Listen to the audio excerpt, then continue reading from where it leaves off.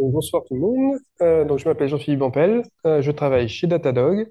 Donc, vous pouvez me suivre sur Twitter et Blue Sky. Il y a du monde sur Blue Sky maintenant, ça commence à vivre.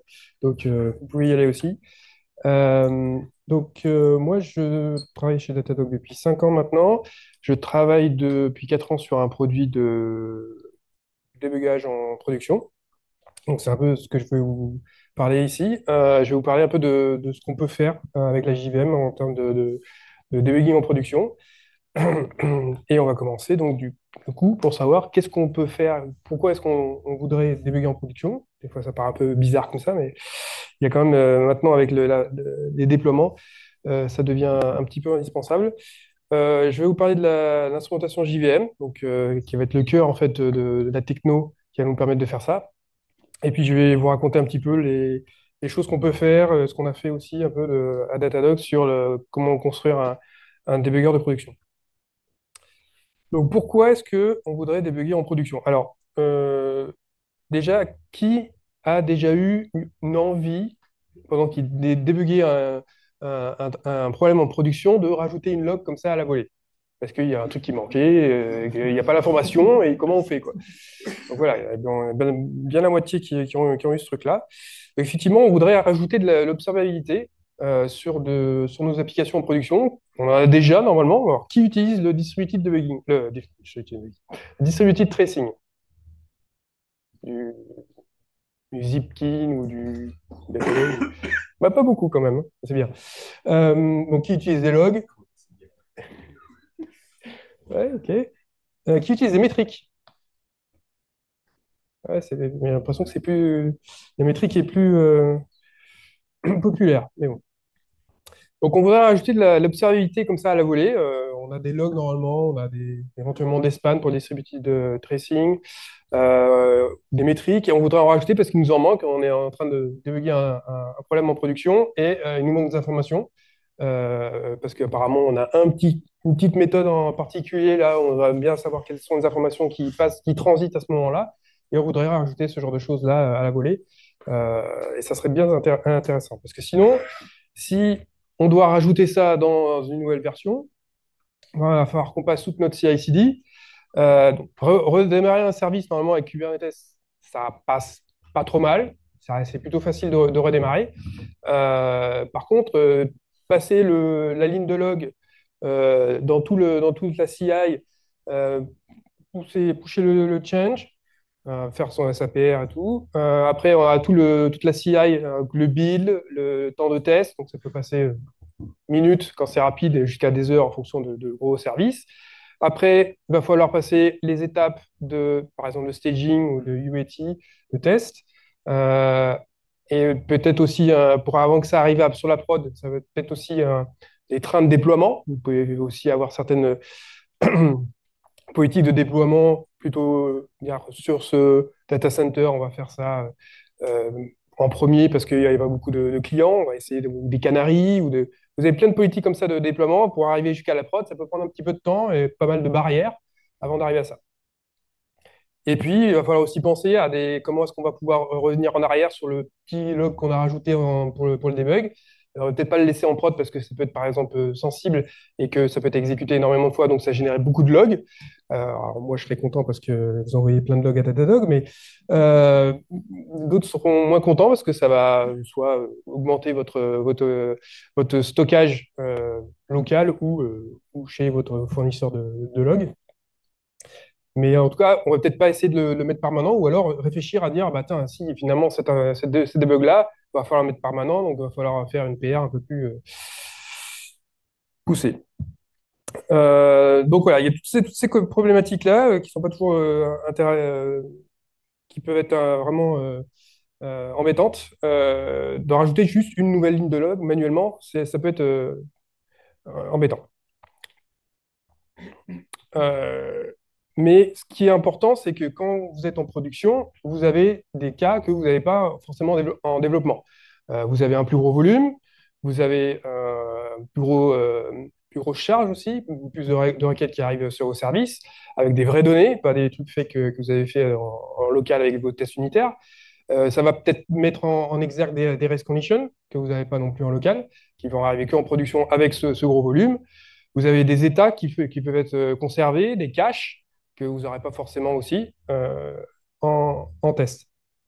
Et donc tout ça, on arrive à des cas où on voudrait avoir de l'observabilité dans ces cas-là, mais sans rajouter de l'overhead.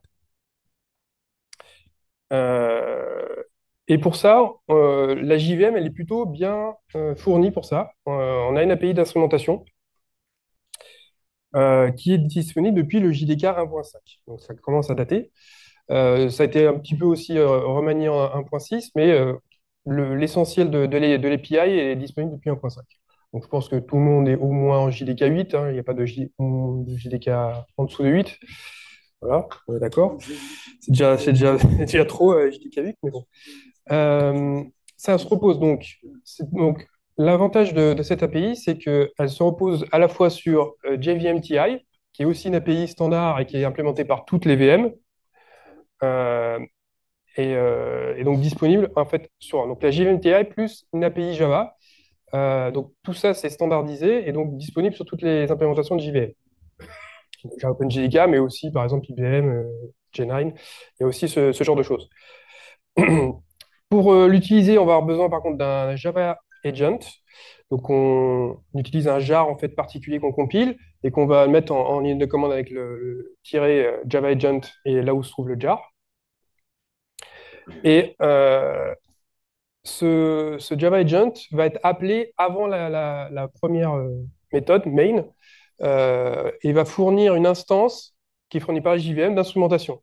Donc vous avez ici, tout en bas, je ne sais pas si tout le monde voit, mais le pre-main avec les arguments de la ligne de commande et une instance d'instrumentation, c'est une interface, on va voir juste après, qui vous est fournie par la JVM. Donc c'est la JVM qui instancie ça, qui vous le fournit et qui va vous permettre après d'appeler certaines choses. Donc dans cette instrumentation, cette interface d'instrumentation que j'ai mis ici en version simplifiée, ça c'est l'API qui vous est fourni en premier lieu.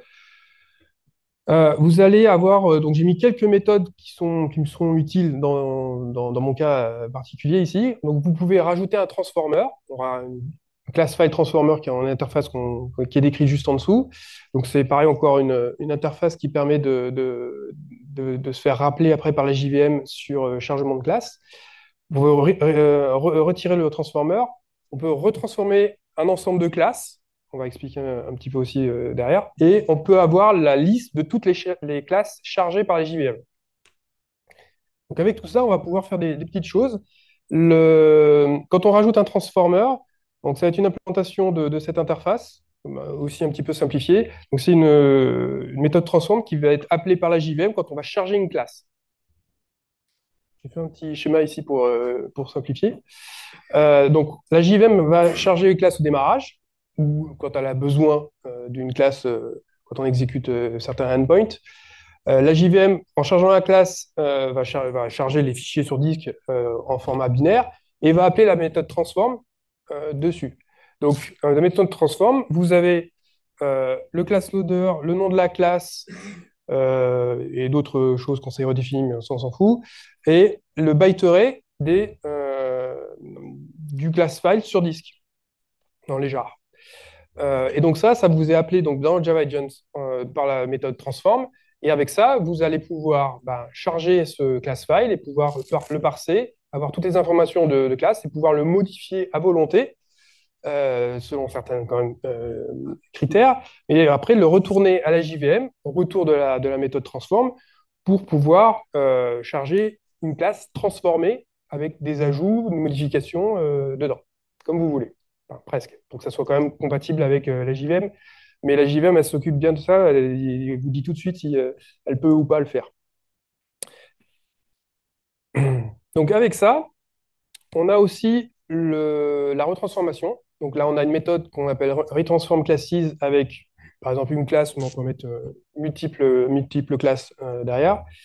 On a juste à appeler ça sur une classe et ça va refaire le schéma que j'ai fait juste avant, c'est-à-dire que ça va recharger le class file sur disque, rappeler les méthodes transform qu'on a ajoutées dans l'instrumentation, et comme ça, vous pouvez encore remodifier les classes après qu'elles soient là chargées. C'est-à-dire que pendant la vie de l'application, les classes ont été chargées, et puis tout d'un coup, il dit, ah ben, à partir de là, je veux recharger cette classe-là, et maintenant, je vais la transformer et modifier le contenu de cette classe.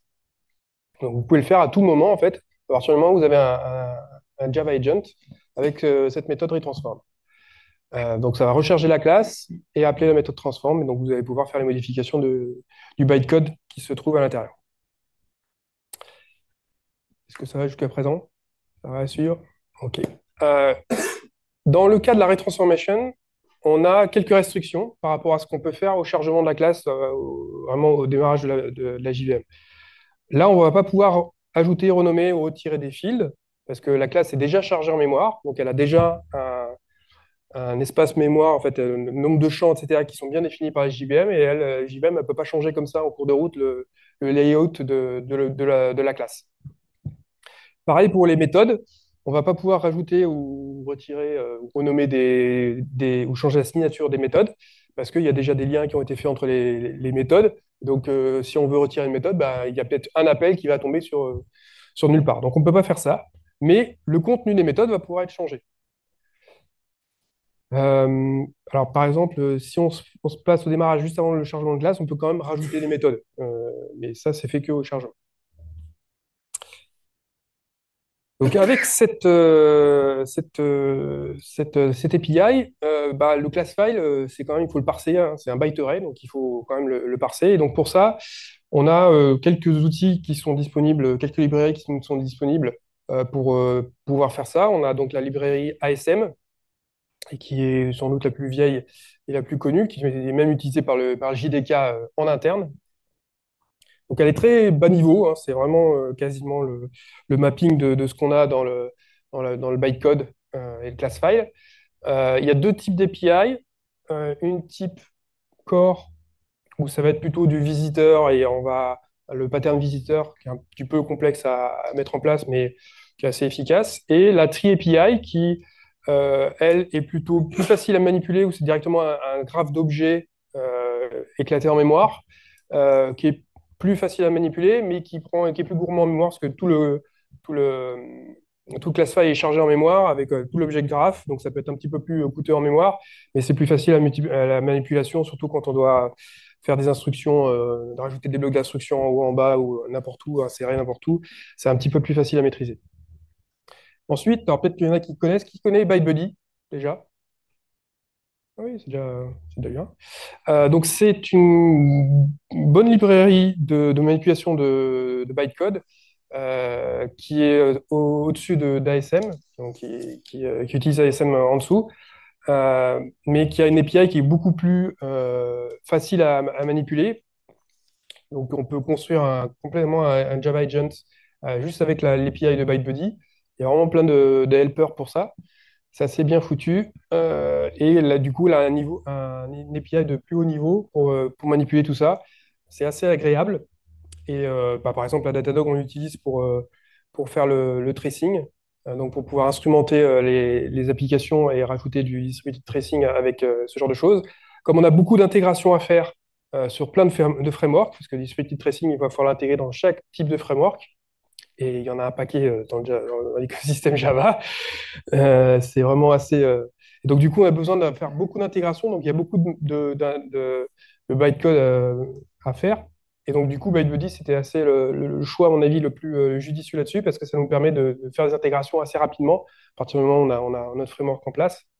Alors que si on devait le faire en ASM, c'est un peu plus compliqué, on va dire. C'était moins productif là-dessus.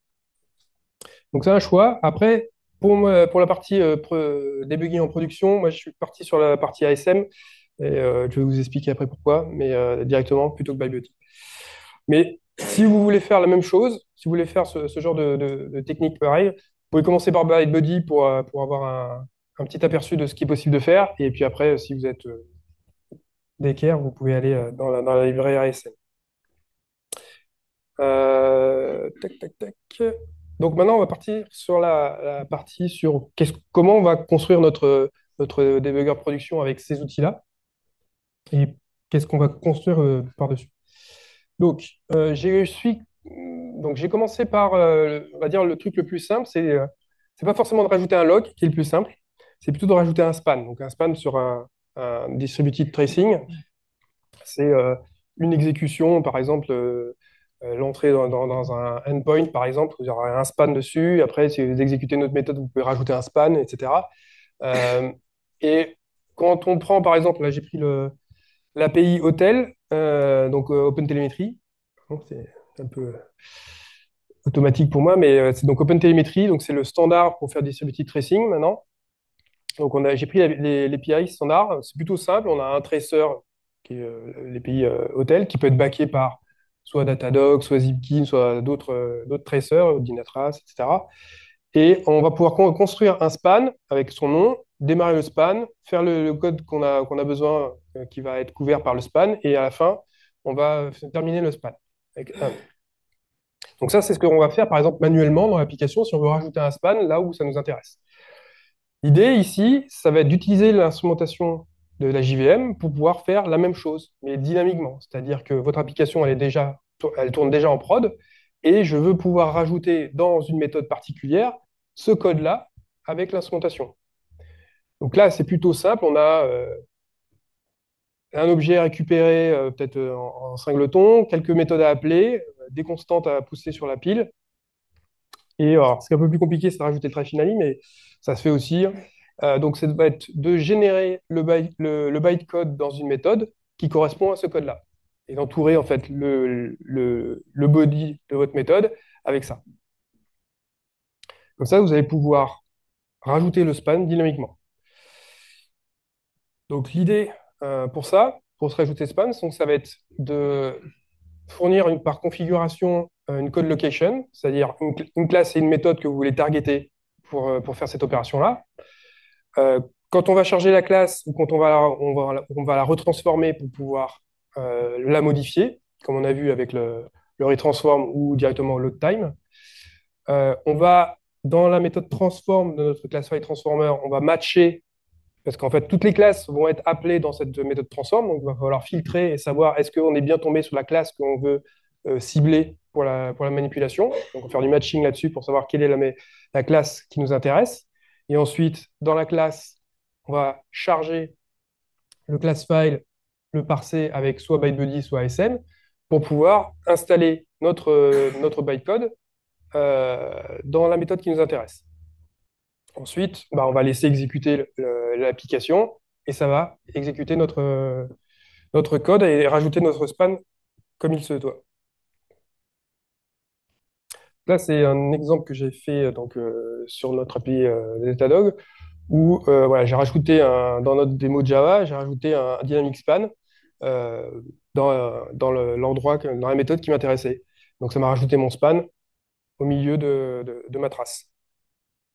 Et donc ça, sur l'application qui était déjà en train de tourner, je ne l'ai pas redémarré, hein. J'ai juste utilisé mon Java Agent, je lui ai dit, je veux targeter cette méthode-là. Ça m'a rajouté le code que vous avez vu avant de l'API Hotel pour ajouter ça. Donc du coup, ça me permet d'avoir une information, par exemple, de durée sur la méthode asyncs ici. Si on veut aller encore un petit peu plus loin, parce que là, on a rajouté un span, ça va faire un petit peu le profiling du pauvre, hein, de pouvoir dire, bah, tiens, ta méthode-là, combien de temps elle prend? J'utilise le span. En général, on utilise un profiler pour ça, mais bon, on a ça sous la main, ça peut être pratique quand même. Euh, Ce qu'on peut rajouter maintenant sur un span, c'est des attributs ou tags, selon la terminologie. Chez Hotel, c'est attributs. C'est une paire de clés-valeurs qu'on va pouvoir associer au span. Donc, vous avez vu le span que j'ai rajouté ici. En fait, vous pouvez avoir des informations associées à ce span qui peuvent être stockées et donc renvoyées à votre backend qui traite les traces. Et donc, on peut collecter des informations comme ça liées à ce span. Donc, plutôt que d'avoir juste la méthode qui est appelée et le temps qui est passé, on va pouvoir ajouter d'autres informations. Donc là, ça peut être juste des constantes, mais vous pouvez aussi rajouter, dire, bah, je suis dans cette méthode-là, et je vais récupérer, par exemple, le champ name, ou bien rajouter l'argument de la méthode et l'attacher au span. Comme ça, vous allez pouvoir collecter des informations du contexte où se trouve la méthode, l'attacher au span, et quand vous recevez votre trace, bah, vous allez avoir, OK, le span, l'exécution a été de 1 milliseconde, mais j'ai aussi les informations d'exécution avec. Donc, c'est une façon assez simple pour passer des valeurs primitives, on va dire, string, integer, etc., vers le back-end et d'avoir un peu ce qui s'est passé dans l'exécution de notre de requête. Si vous voulez avoir plus que ça, un objet graph ou un truc un peu complexe, une map, etc., ça va être un peu plus. C'est possible, mais ça va être un peu plus compliqué de faire ça. Donc, si c'est juste des petites valeurs comme ça, des strings ou des entités primitives, ça se passe plutôt bien. Donc là, pareil, donc ça, c'est juste l'API d'hôtel aussi. Donc, on prend le span courant où on se trouve et on fait juste un set attribut dessus. C'est basique. Là, en termes d'instrumentation, c'est pas compliqué à mettre en place. C'est plutôt pratique et on a un résultat derrière qui est intéressant. Là, par exemple, sur un span, voilà. Donc, moi, j'avais rajouté des dynamiques tags ou attributs. Ici, on voyait avec le petit logo. Ça, c'est les valeurs que j'ai chopées en fait, dans mon exécution. Donc, avec la requête, je sais exactement ce qui s'est passé ici. Donc, le nombre de vets ici, je me suis planté dans le truc, 5 ici, la page 1. On a des informations sur l'exécution de notre requête et c'est ce qui s'est passé. Donc, ça permet de passer ces informations-là facilement sans redémarrer le service. Alors, le niveau au-dessus, le log. Donc là, j'ai pris l'API SLF4j, parce que je pense que c'est celui qui est le plus répandu, hein. Mais bon, de toute façon, les loggers, vous savez comment ça marche, hein. Ils sont à peu près tous sur le même principe. Vous gettez un logger soit par nom, soit sur la classe. Et à partir de logger, après, vous appelez la méthode info, debug, warning, error, soit avec du texte simple, soit avec du texte à trous, par interpolation. Vous mettez par exemple des accolades ou des pourcents en fonction de la syntaxe, et vous récupérez soit des champs aussi, des arguments que vous allez mettre dans la log pour voir le contexte d'exécution. Donc ça, on ne va pas y passer non plus 2 heures. Je pense que tout le monde fait ça. Et donc pareil, même chose, on va faire le même principe. On va récupérer un champ statique, on va appeler une méthode, on va lui passer des paramètres. Ça se fait plutôt bien aussi en instrumentation et ça va nous permettre de résoudre certains problèmes. Voilà, c'est un exemple aussi de Dynamic Log, où alors, ça, c'est une log que j'ai rajouté. Donc, j'ai été exécuter la méthode showWaitList. Je suis à la page 1 avec le UUID, blablabla. Ça me permet de dire, au milieu de mon exécution, qu'est-ce qui s'est passé pour cette méthode en particulier. Alors, de récolter le contexte et pouvoir l'afficher. Toujours pareil, sans redémarrer votre service et le tout en production. Niveau suivant, les métriques. Donc là, je suis parti aussi sur une API qui est fournie par OpenTelemetry. Vous pouvez utiliser aussi Micrometer ou ce genre d'API. Pardon. Et là, c'est un exemple aussi. Là, il faut prendre un provider, on va créer un meter avec son nom, et après, on va pouvoir rajouter soit une constante, soit par exemple la taille de la liste. Donc là, pareil, si on est capable de émettre le code qui correspond à ça, ben, on va pouvoir ajouter des métriques à la volée sur certaines valeurs, donc par exemple la taille des listes, la taille des maps, le nombre d'arguments qu'on a, etc., le nombre de fois où on appelle une méthode. Ça, c'est genre un peu plus pratique. Pardon. C'est, voilà, imaginez qu'on va sur un profiling, un flame graph, on voit qu'il y a deux méthodes qui s'appellent l'une l'autre, qui prennent du temps, et on peut rajouter un compteur ici de nombre de fois où on appelle les deux méthodes, et on va pouvoir faire des rapports entre les deux, dire, ah bah tiens, cette méthode-là, elle prend du temps parce qu'on l'appelle une fois et qu'elle fait un gros truc, ou c'est parce qu'on l'appelle des milliers de fois. Donc avoir un compteur ici de nombre de fois on appelle nous permet de dire aussi, de savoir ce qui se passe par rapport à ces appels de méthode. Donc là, c'est un exemple de métrique qu'on récupère. Donc ça, c'est le nombre ouais, le nombre que j'avais pris ça sur une petite appli en prod. Donc ça nous permet de faire une métrique dans le temps. Et c'est les métriques. Et ça, toujours pareil en dynamique. Niveau suivant, là, on est sur un contexte complet d'exécution. Donc, là où se trouve, là où on met injecter le code, la code location, on va capturer tout cette fois-ci. On voudrait calculer donc les arguments, les champs avec 10, les variables locales, la valeur de retour, les exceptions qui n'ont pas été gérées. Et une fois qu'on a récupéré ces arguments, ces champs, etc., on veut aussi pouvoir avoir l'objet graph derrière. C'est-à-dire que vous avez une map, et vous voulez avoir, par exemple, toutes les clés et les valeurs de la map avec tous les objets qui sont derrière. Là, c'est un niveau un petit peu plus compliqué. Euh, Ça, c'est un exemple de ce qu'on peut faire, nous, de notre côté. Donc, on a, par exemple, l'objet 10, qui est typé un contrôleur. On a des champs result, garbage start. On a un exécuteur. On a une array list. Et pour à l'intérieur de l'array list, on a le niveau 0, le niveau 1, la cellule 0 et la cellule 1, avec un objet vet dedans et ses champs à l'intérieur. Et encore des swift. Donc là, on a un graphe d'objets qu'on a pu capturer. Là, c'est déjà un petit peu plus compliqué, mais c'est aussi vachement plus intéressant. On se rapproche plus du vraiment debugger qu'on a dans notre IDE, où quand on fait le breakpoint, bah, on a toute l'information, etc. Et là, on s'en rapproche. Donc ça, c'est ce que j'appelle le snapshot. Donc, on fait une espèce de photo en fait, de là où se trouve notre exécution, et on récupère toute cette information-là, on l'envoie en même temps qu'on exécute, hein, on l'envoie sur le serveur, et puis après, ben, ça nous permet de revenir dessus et de voir quel était l'état à ce moment-là. Donc, quand on fait ce genre de choses, bah, il va falloir envoyer les données. Mais là, il va falloir envoyer les données. Avant, les données qu'on envoyait, par exemple, sur le span ou le log, il y avait bah, soit le distributed de tracer qui envoie ça sur le backend. Ça, il y a toute l'infrastructure qui est en place. Ça, c'est plutôt facile. Le log, bah, en général, on a ce qu'il faut maintenant, c'est en place. On a les logs soit dans le conteneur qui sont envoyés quelque part, soit vous les consultez directement. Et on a un canal de communication qui est déjà en place pour ce genre de choses. Là, on va construire un objet, un snapshot, complètement from scratch, et il nous faut un moyen d'envoyer ces informations-là au backend. Et pour l'instant, donc, soit on peut essayer de bidouiller et mettre ça dans les attributs du span, mais il va y avoir des limites en général. Soit on essaie de sérialiser dans un log, ça peut être une méthode, soit on envoie directement avec un lien dédié vers un backend qui reçoit ces informations-là, au choix. Euh, donc, ce qui va être bien avec ce snapshot-là, c'est qu'il va être parfait pour explorer de nouvelles choses. C'est-à-dire que vous avez cette méthode, vous ne savez pas trop ce qui se passe, vous allez pouvoir explorer en fait les objets comme dans un debugger IDE. Et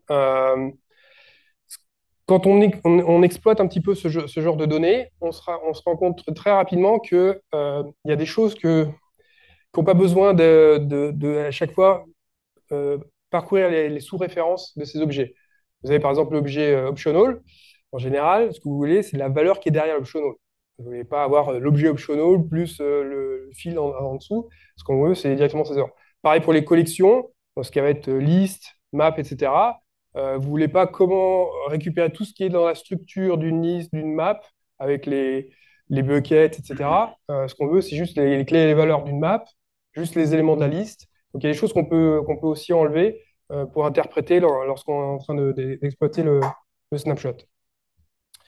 Et par contre, quand on fait ce genre d'opération, c'est quelque chose d'un peu plus lourd parce qu'il y a déjà plus de données qu'on est en train de collecter.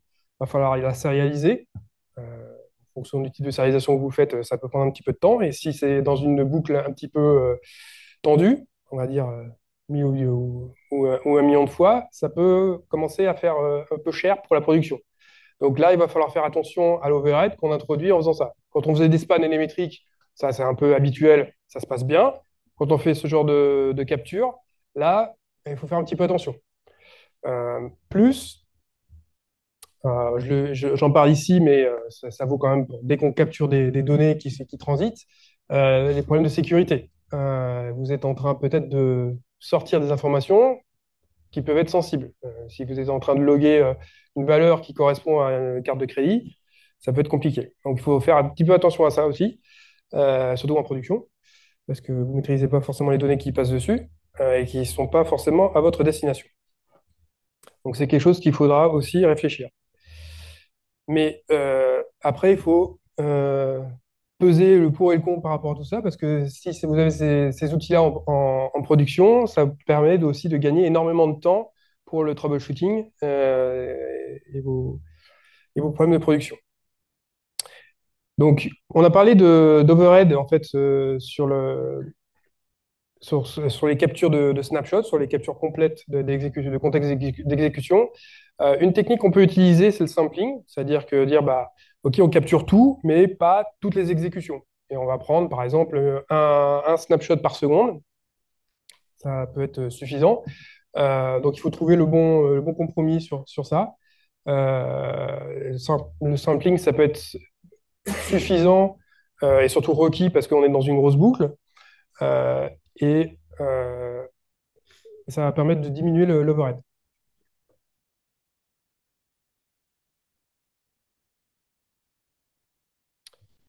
Une autre manière de faire, c'est de pouvoir ajouter des conditions sur la capture de notre snapshot. On veut capturer si l'argument est strictement supérieur à zéro. Ou inversement, on s'attend à pas avoir de valeur négative. On veut dire, bah voilà, si l'argument est négatif, alors on va capturer et on va dire, bah, c'est pas normal, pourquoi est-ce que je suis dans cette situation-là? Quel est le contexte d'exécution au moment où mon argument est négatif? Je m'y attends pas. Ça peut être aussi sur un utilisateur en particulier, parce que vous avez des milliers d'utilisateurs et que on sait qu'en production, bah, cet utilisateur-là, il a un comportement un peu bizarre. Donc, on voudrait dire, bah voilà, pour l'utilisateur John, là, on va capturer les données et ça va me permettre déjà de réduire le scope de tout ce qu'on capture et l'overhead qu'on va introduire ici. Donc, rajouter en fait des conditions dans la façon dont vous capturez. Donc, ça va rajouter aussi peut-être une mécanique dans le code injecté dans le bytecode. Mais ça permet de gérer cet overhead et de dire, bah voilà, maintenant on a les conditions, donc on va pouvoir capturer tout ce qui se passe pour l'utilisateur John euh, pour pouvoir comprendre ce qui se passe. Ou bien se baser par exemple sur le temps d'exécution. Si on a des timeouts, ça peut arriver très souvent en production, on voudrait dire, bah voilà, quand la méthode ici dépasse 500 millisecondes, là je vais capturer et savoir pourquoi elle a pris 500 millisecondes, quel est le contexte d'exécution derrière qui m'a permis d'arriver à ce cas-là qui est hors limite. Donc là, c'est quelque chose de très puissant, on l'a utilisé plusieurs fois en production, où voilà, on peut avoir vraiment des choses qui nous filtrent parce qu'on peut avoir un grand ensemble de données et on ne sait pas quoi en faire, mais en réduisant avec les conditions, on arrive à quelque chose de vachement plus intéressant. Et vous pouvez combiner ça aussi avec les trucs qu'on a vus avant, c'est-à-dire vous pouvez faire des métriques basées sur les conditions, etc. Enfin, après, c'est une combinatoire qui peut être intéressante. Ensuite, quand je vous ai dit qu'on capture l'objet graph, ça peut être très très très gros. Donc il va falloir mettre des limites sur ce qu'on va pouvoir suivre comme référence dans l'objet graph. Donc la profondeur en fait de votre objet graph, de combien de références on va suivre et on capturer, parce qu'à chaque fois qu'on suit un objet, derrière il a des champs, et pour chaque champ, on va suivre encore l'objet suivant. Donc on a vite une explosion combinatoire là-dessus. Donc, en général, nous, on met trois niveaux de profondeur. Ça nous permet d'explorer déjà un petit peu. Alors, c'est vite limitant parce que des fois, par exemple, si on a une structure HMAP où on a les buckets, le tableau, les objets intérieurs, on va vite arriver à trois niveaux et ça va être pas suffisant. C'est pour ça qu'on se dit, bah, de l'HMAP, on va juste prendre les clés valeurs et on s'en fout de la structure intérieure. Donc, on fait des coupes de cette manière. Les chaînes de caractères, on va limiter aussi, parce que imaginez que vous êtes en train de lire un fichier JSON de 10 mégas sur disque et que vous le montez en mémoire. Si vous le capturez, vous pouvez aussi l'envoyer sur votre backend comme ça. Donc, ça ne va peut-être pas le faire. Donc, d'avoir peut-être une limitation de 156, 1024 sur toutes les strings. Les collections, parce que pareil, si vous avez des grosses listes, des grosses maps et vous capturez tout, ça va très vite. Donc, il va falloir se limiter, sinon l'overhead va exploser. Et le nombre d'éléments aussi, le nombre d'arguments, non. En argument, en général, ça va, mais bon, il y a des exceptions. Les champs, surtout, c'est les champs où des fois, ça dégorge vachement, surtout dans les frameworks HTTP. Des fois, j'ai vu des trucs. Donc là, il faut faire des limites aussi, parce que sinon, on peut se trouver dans des cas où, voilà, quand on met ça en production, bah, il faut quand même mettre des limites, parce que sinon, ça peut être pire que ce que vous avez déjà en production. Donc, il faut faire très attention. Euh, donc, pour les exceptions, donc j'en ai touché juste un petit mot en disant que moi je capturais aussi les exceptions qui sont qui sont pas catchées. Ça c'est intéressant parce que vous avez l'exécution d'une méthode, il y a une exception qui en sort, vous la capturez, donc c'est en gros un try catch et derrière et puis vous la retrouvez pour conserver le comportement, mais derrière vous capturez l'exception à sa stack trace et vous l'envoyez dans le snapshot. Ça c'est vachement utile parce que ça nous permet d'avoir les informations de tout le contexte de l'exception, et de dire, bah voilà, il y a une exception qui est passée, on l'a pas vue ou on n'a pas eu sa stack trace. De cette manière-là, vous pouvez le récupérer. Mais vous pouvez aller un petit peu plus loin. Donc là, j'ai fait un cas un peu particulier. De manière générale, quand vous avez une exception en Java, il y a une stack trace, ça c'est super. Vous savez quelle était la pile d'appel. Mais ce qui vous a amené à cette pile d'appel, c'était l'exécution à travers des conditions, des boucles, etc. Et oui, les données qui ont été traitées. Et des fois, c'est par rapport à ces données-là que vous avez eu une exception. Par exemple, ici, dans mon méthode process, j'ai un argument, je lui ai mis une chaîne, une regex, et ça a levé une exception. Et quand ça a levé une exception, bah, je ne sais pas pourquoi, je ne sais pas quelle est la valeur de l'argument. J'ai que la stack trace, ok, ça a planté, mais pourquoi? J'ai aucune idée. J'ai pas l'argument. J'ai pas la valeur de l'argument qui m'est donné. Donc pour traiter ce problème, ce qu'on peut faire, c'est quand une exception intervient, c'est de capturer cette exception-là, donc comme on fait d'habitude, d'analyser la stack trace, et on va par rapport à Sacrest, de là où l'exception a été levée, on va prendre les 3-4 premières frames qui ont appelé cette méthode qui a généré l'exception, et on va instrumenter, comme on l'a vu auparavant, pour capturer tout le contexte d'exécution. Donc ça va me permettre, par exemple ici, l'exception, je vais capturer le contexte de la méthode process, et ça va me permettre de capturer les arguments, par exemple, de la méthode, et quand je vais avoir l'exception à nouveau, j'aurai l'instrumentation qui sera mise en place, et je vais pouvoir capturer tout et associer à l'exception les valeurs que j'ai dans ma stack trace. Donc on attend, on fait une première exception, bah là on analyse la stack trace et on instrumente, et ensuite à la deuxième occurrence de l'exception, là on va capturer le contexte, on va corréler les frames avec nos valeurs capturées, et on va pouvoir afficher donc le stack trace avec les valeurs qui correspondent. Ça va nous permettre de aider à troubleshooter, dans le cas par exemple du process sur la regex, d'avoir la valeur de l'argument qui a généré l'exception et dire ah bah oui, d'accord, j'ai ce type-là de données qui passe dans mon process, bah, on va pouvoir comprendre le problème et le résoudre. Donc là, c'est un niveau un peu plus compliqué, parce que là, ça va être une instrumentation qui va être un peu automatique. Alors qu'avant, c'était un peu au choix, on savait où on allait mettre l'instrumentation. Là, on va dire, bah, pour toute exception, on fait ça. Donc, ça va être un peu automatique. Donc, il faudra avoir toutes les limites qu'on a vues auparavant à mettre en place pour pas arriver dans des cas où beaucoup d'exceptions sont levées, beaucoup de choses sont instrumentées, on ajoute de l'overhead un peu partout, et là, c'est pire que tout. Donc, c'est pratique, mais ça se manipule avec précaution. Voilà. Donc, je vais terminer avec ça. Je vous mets dans les slides les références sur l'API d'instrumentation, l'API OpenTelemetry, ByteBuddy, comment faire des Java Agents. Vous avez c'est une présentation de Raphaël Winterhalter qui fait ByteBuddy, donc qui explique comment faire les Java Agents. Et donc, nous, chez Datadog, on a fait un debugger qui fait à peu près tout ça.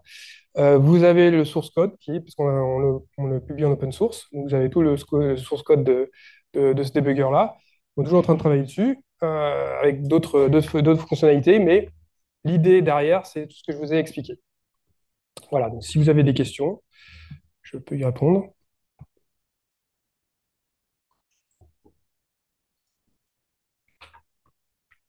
Micro. Merci.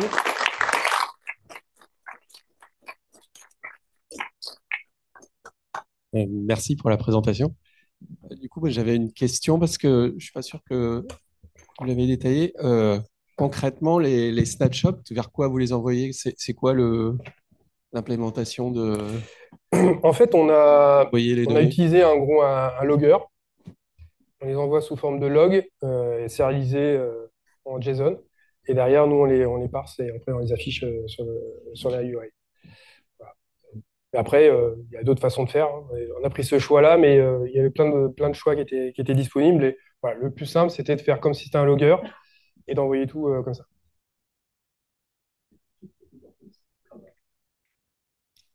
Bonsoir.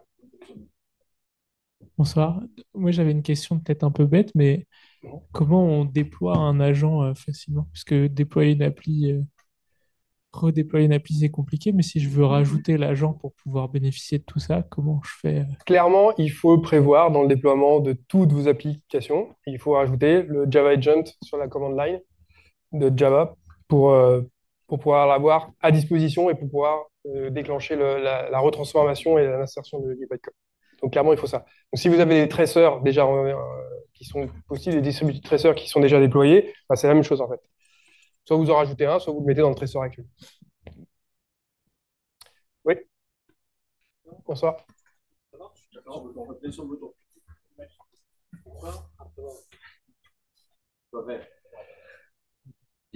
Comme ça. Bon, je vais la répéter si vas-y, posez la question, je vais la La répéter. question d'entrée. Bah, en fait, Je suis arrivé un peu en retard. Ah, bah, ouais. Ouais, t'as parlé de l'aspect dynamique. En fait, ton agent peut communiquer avec un truc externe, c'est ça?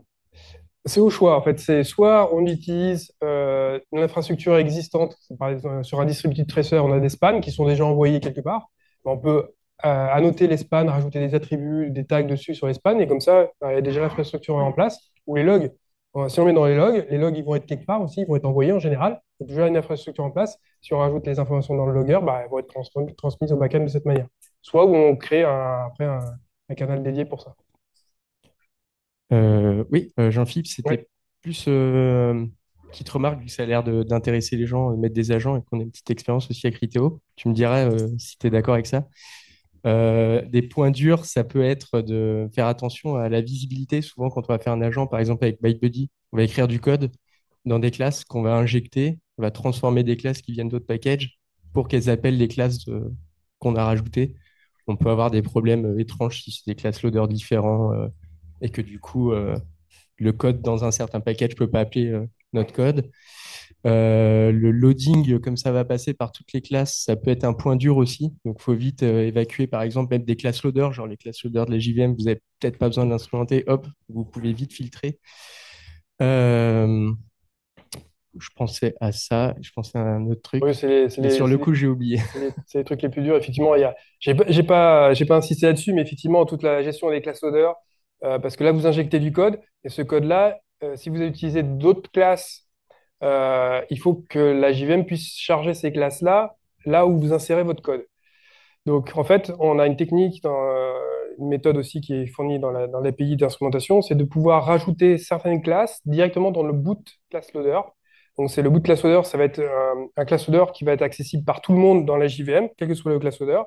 Et donc, d'injecter ces classes-là, ça va vous permettre d'injecter du code qui appelle ces classes-là n'importe où, y compris dans le JDK. Donc, avec la technique qu'on a ici, on peut aussi instrumenter des classes du JDK. On est capable d'instrumenter la classe string si on veut. C'est un peu compliqué parce que des fois, on a besoin de string pour générer des strings, mais c'est possible techniquement. C'est juste très compliqué. Mais voilà, on est capable de redéfinir une méthode dans la classe string et d'injecter du code. C'est possible. Et le dernier point, il m'est revenu pour vous faire gagner du temps aussi. Faites attention aux dépendances, parce que votre agent, il a des dépendances, et Oui. il tourne dans du code qui a lui-même ses dépendances, peut-être dans d'autres versions. Donc, faites du shadowing, par exemple, ou Oui, voilà. tout à fait. C'est vrai. Bonsoir. Bonsoir. Une question, est-ce que en utilisant votre ORM favori, il vous est arrivé d'avoir des requêtes SQL générées en instrumentant? Parce que quand vous faites le dep, ça fait un get, donc le get, il va générer une requête et Alors oui, c'est des trucs récursifs. On a eu des cas, effectivement. Alors, j'ai utilisé par exemple notre debugger pour débugger le Java Agent. Ça m'est arrivé. Donc, bah, oui, parce que quand on développe ça, des fois, on a besoin aussi d'avoir ça en prod et de pouvoir débugger le truc. Donc, il y a une ligne critique qui est la génération du snapshot, etc. Je ne peux pas la débugger, mais d'autres parties, comme j'ai cherché la configuration quelque part, qui n'est pas sur le chemin critique de la génération de données, on peut utiliser effectivement récursivement ça. Mais effectivement, il y a des cas où on se mange un peu la queue, faut faire attention. Je suis d'accord que dans ces cas-là, et la génération de code, effectivement, il faut faire un petit peu attention. Je ne suis pas rentré dans les détails de tous les problèmes qu'on peut avoir. C'est pratique, mais effectivement, il y a une grosse technicité sur la génération de code à avoir. Qu'en est-il pour l'après-investigation? Je vais répéter la question. Voilà, donc je disais, qu'en est-il pour l'après-investigation? Comment on fait pour nettoyer le code qui a été injecté? Et deuxième question, qu'en est-il pour le JIT compiler euh, lorsqu'on injecte du bytecode? Ouais, très bonne question. Alors, première question, comment on fait pour le retirer? Alors, en fait, c'est super simple parce que on appelle le retransform sur la classe en ayant retiré son transformer. Donc, on a rajouté un classifier transformer pour dire on va se faire appeler sur le transform et donc là, on va modifier le bytecode. Mais si on rappelle, on retire le transformer et on rappelle le retransform sur la classe, il va recharger la classe, le class file d'origine et le repasser à la JVM. Donc, elle va recharger la classe d'origine et du coup, bah, le code, il disparaît. Mais c'est une très bonne remarque. Quelque chose qu'il faudrait que je rajoute dans la presse. Mais effectivement, ça permet d'ajouter du code, mais de le retirer en fait, très simplement de cette manière. Et la deuxième question que j'ai déjà oubliée. Le JIT compiler. Il n'y a pas de problématique plus que ça avec le JIT compiler. Quand vous allez retransformer la classe, eh ben, on va retomber sur un état où on est en mode interprété avant d'être compilé. Donc, la JVM va gérer tout ça pour vous. Donc, effectivement, en termes de performance, vous allez prendre un petit hit parce que vous allez retourner en mode interprété et pas en mode compilé. Mais je pense que ce n'est pas le plus problématique ici. Ce qu'il faut par contre savoir, c'est que quand on fait un retransform, c'est un stop the world. C'est-à-dire qu'on arrête tous les threads de la JVM, il fait son retransform, vous modifiez la classe, et après il relâche l'exécution des threads. Et en fait, c'est pas complètement anodin. J'ai regardé encore aujourd'hui sur une application qui tournait avec pas mal de données. Quand on fait les retransforms, il y en a pour une classe. Hein. Le retransform, il y en a pour 80 millisecondes. 80 millisecondes de stop the world. Donc c'est pratique. Alors, quand on est en production et qu'on n'a pas le choix, c'est quand même un petit GC, ça va, c'est bien. Effectivement, quand on commence à démultiplier ça et d'en mettre partout, le fait d'insérer et de faire les transforms, ça peut être un petit peu, ça peut se voir, on va dire. Mais c'est le prix à payer pour avoir cette fonctionnalité-là. Je vais juste aussi en profiter pour faire une remarque, c'est que on a cette API qui est fournie par la JVM. Nous, la Datadog, on l'implémente aussi pour d'autres langages et d'autres runtime. Je suis content d'être sur la JVM. Parce que j'ai toute l'API qui est gérée et qui me donne un support. C'est-à-dire que si la JVM crash, c'est pas ma faute, c'est la faute de l'API ou de l'implémentation de la JVM. Alors que sur d'autres runtime, je ne vais pas les citer, mais ça crash, ça crash. Ils sont plantés dans la génération de code, tant pis pour eux. Et moi j'ai une question, Tous les autres. c'est sur l'installation de Java Agent.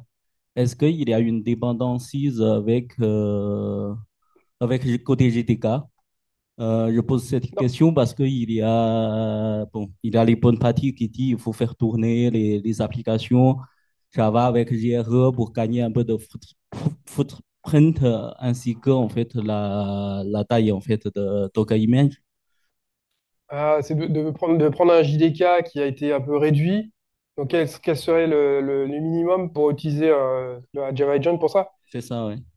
Je crois que c'est dans le module Java Base de toute façon de l'API instrumentation. Donc, c'est vraiment le truc de base, tout est dedans, quoi. Donc, vous l'aurez de toute façon, à mon avis. Ok, merci. Moi, j'avais une question. Est-ce qu'il y a des trucs que tu peux pas instrumenter? Il y a des trucs que je peux pas instrumenter? Ouais, avec cette API. Par exemple, je sais pas, les classes anonymes, les lambda. Le code natif. Est-ce que tu arrives à injecter du code dans une lambda qui tournerait dans un strip, par exemple? Oui. Oui, Comment oui. tu fais pour identifier la classe? Alors, non, franchement, aussi, j'ai pas eu de problème. Effectivement, sur des lambdas. Le seul problème, c'est comment dire, la seule problématique que j'ai actuellement, sur une lambda qui est sur de multiples lignes, en fait, c'est le problème de mapping de lignes dans le class file. Parce que t'as pas, par exemple, en JavaScript, tu peux avoir la ligne et colonne. Donc, tu peux dire, bah, je suis là-dedans. Alors qu'en Java, dans le class file, en fait, tu que des lignes, tu pas de colonne. Donc, quand tu as une lambda multiligne, tu auras des lignes dédiées à cette lambda-là, dans le class file. Donc, tu pourras dire, je vais à cette ligne-là. Je vais pas parler de ça, mais en fait, quand on dit une méthode, soit on identifie la méthode, soit on peut faire ça par ligne. Et on a deux modes en fait dans notre système.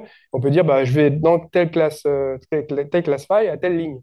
Et ça peut être au milieu d'une lambda et il n'y a pas de souci. Maintenant, si tu fais un stream et que tu fais un map filter, map filter, map filter sur la même ligne, comment tu identifies les lambdas? C'est plus compliqué. Et les classes anonymes, par exemple? Alors, c'est plus compliqué, mais c'est pas impossible parce que si tu regardes ce que fait IntelliJ, Quand tu mets ton point de débugger sur la ligne où il y a tous les lambdas, il dit attends, il va falloir que tu me identifies exactement quel lambda tu veux mettre débugger, le breakpoint, je veux dire. Donc, il faut faire un peu des trucs similaires.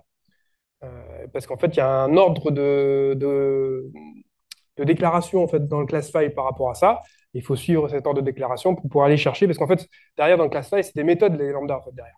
C'est des méthodes qui ont été rajoutées. Donc, après, elles ont des lignes qui sont. Enfin, il n'y a pas de lignes, mais tu vas pouvoir aller les targeter et te mettre dedans. Moi, je sais que si je fais en mode méthode, c'est-à-dire je mets le nom de la méthode avec la signature, tu peux aller targeter la lambda sans problème, si tu sais comment c'est foutu dans le class file. Si tu fais un JavaP dessus et tu vois comment est la signature de la lambda, tu vas y arriver. Et on y arrive. Mais c'est juste que c'est dégueulasse en termes de syntaxe. Mais ça marche. Voilà. J'en profite. Et les classes anonymes, bah, c'est $1, donc pareil. Tu arrives, tu mets la classe $1, il faut savoir. Tu as parlé des autres runtime. Est-ce que tu as quelque chose de similaire sur les codes et les stack frames natives? Et stack frame native. Bah, sur le code natif JVM, quoi. Ah bah non, là, t'es. Enfin, mais... non, tu vas pas pouvoir gérer cette partie-là, c'est clair. Il faut changer de technologie parce que là, ça marche que pour le code Java pur. Si sur le code natif, bah là, on va passer sur l'eBPF ou des trucs comme ça. On travaille dessus, il y a des choses qui sont faites là-dessus. Par exemple, pour Go, en eBPF, c'est beaucoup plus compliqué, je vous assure. On est franchement à l'aise sur la JVM pour faire ça. Mais voilà, dans ces cas-là, il faut sortir ce genre de choses.